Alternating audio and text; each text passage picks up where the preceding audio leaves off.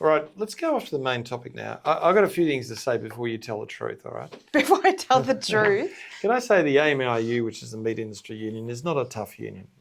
In fact, if I look across the country, and we act across the country for meat processing, outside of South Australia, there's not a lot of representation of the union because that's its stronghold.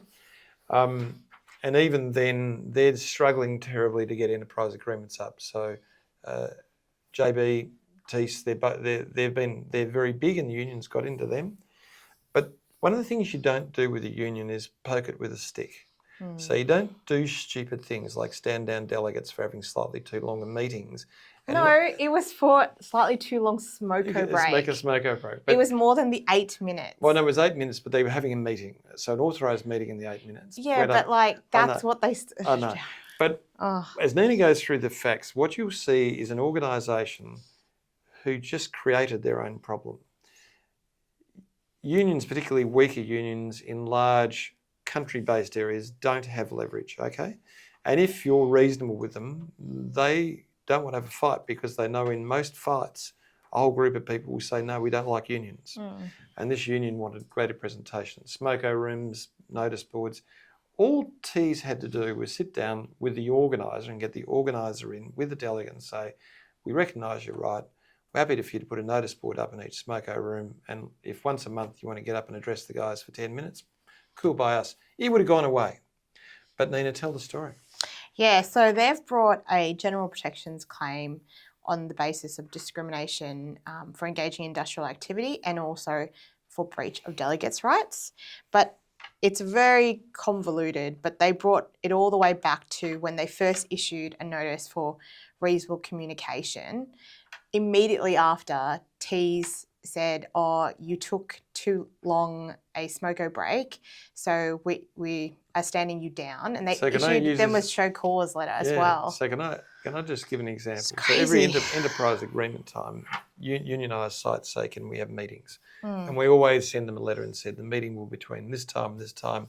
If it goes over, it will not be approved. You won't be paid for it. They always go over it. We always know that's going to happen because that's industrial life. So you'd leave it alone. You'd go and talk to them and say, look, we won't approve any other meetings if you won't comply. That's what we always do. It's the next increasing of pressure on it. They stood him down for going over the smoko break. Not only that, they gave him a show cause letter, which after getting some legal advice, clearly they withdrew. And the word dumb was tattooed on every manager's forehead for a week afterwards. No, it's not true. That bit I made up. So things kind of settled down for a bit, but then the union came back and asked for more things. So under the Delegates' Rights, they're allowed to ask for reasonable communication with members and potential members and access to workplace facilities. So they said, we want notice boards, and they said you can have one notice board to put union stuff on. Then they wrote and said, we want to be part of inductions with staff, and we want to stand up in the lunchroom and be able to talk to members about union issues. And also we want all 5 notice boards again. Tees didn't react kindly to that and kept saying no. Can I just say, so when you're dealing with a union, that's called ambit, okay? So whenever you negotiate with a union, they'll always ask for 10% rise a year. They'll ask for a whole body of things that they want.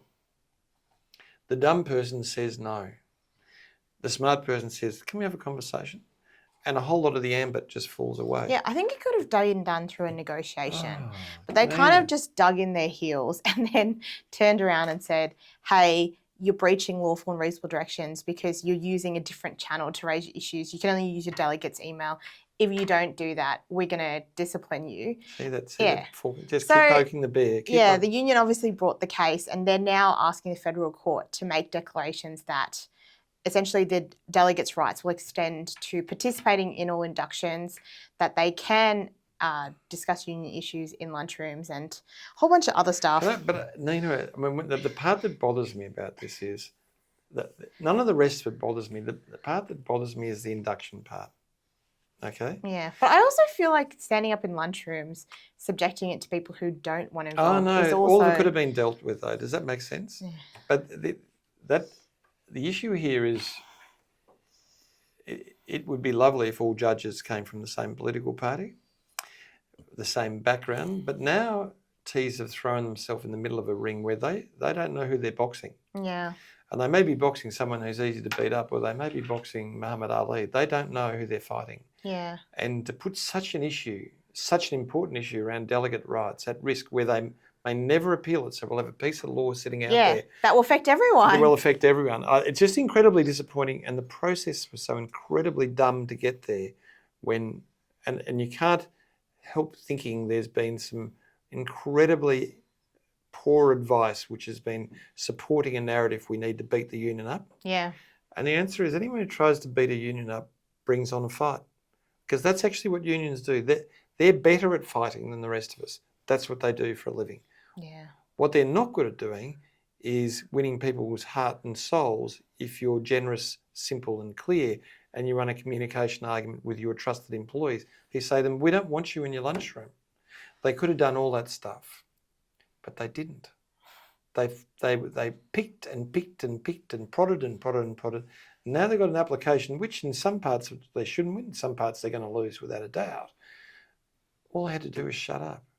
And if they lose, if they win, so here they have their great victory, they win, they come and have their first victory. Do you think the union's going to leave it alone at that? No. The union will then appeal because they have no fear of appealing. And then we've got 3 years more of uncertainty sitting around this case.